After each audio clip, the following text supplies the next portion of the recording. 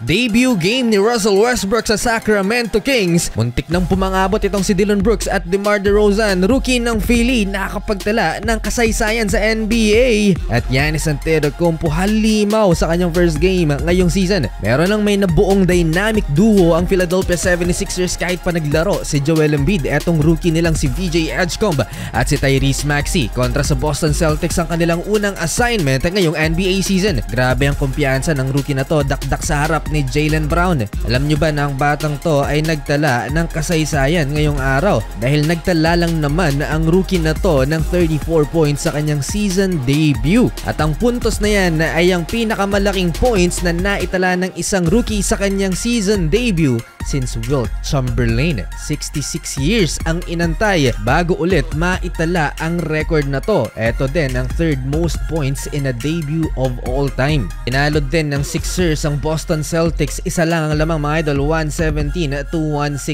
Nanguna si Tyrese Maxey with 40 points habang 4 points lang si Joel Embiid in a 1 of 9 shooting 20 minutes of playing time.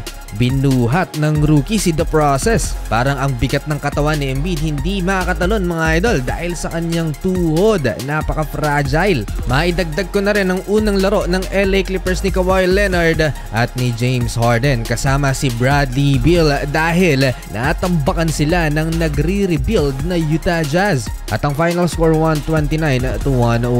Mukhang mapapasama na naman sa MVP conversation itong si Giannis Antetokounmpo matapos siyang maghalimaw sa opening game ng Milwaukee Bucks kontra sa kanyang former teammate at champion na si Chris Middleton ng Washington Wizards. Nakaka-excite tuloy mapanood ang tapatan nila ni Wemby na ngayong araw ay nagtala naman ng 40 points, 15 rebounds kontra sa Dallas Mavericks. May hiwalay na video ako dito mga idol, panoorin nyo na lang. Nagtala ng 37 points, 14 rebounds si Giannis with 5 assists in 27 minutes of playing time, shooting 61% sa field. Napakataas niyan. At importante syempre, panalo sila sa game na to 133-120. Dito na tayo sa debut game ni Russell Westbrook para sa Sacramento Kings. Off the bench, si Brody ng Phoenix Suns. Eto ang first field goal niya and 1 basket. Meron ding naitalang chase down blocks Russell Westbrook sa first half. Naging exciting ang second half dahil nabura ng Phoenix Suns ang 20-point lead ng Sacramento Kings at nakalamang pa sila mga idol sa fourth quarter. Magkakasapakan sa init ng laban itong si Dillon Brooks at si DeMar DeRozan. Grabe tikdikan ang bantayan ng dalawa. Wala pa ring pinagbago si Dillon Brooks sa pag-provoke sa kanyang mga nakakalaban. Hindi pa naglaro sa game na to si Jalen Green kaya kailangang magbuhat ni Devin Booker. Naglaro ng 19 minutes si Russell Westbrook at nakapagtala ng 6 na puntos. May 6 na rebound din,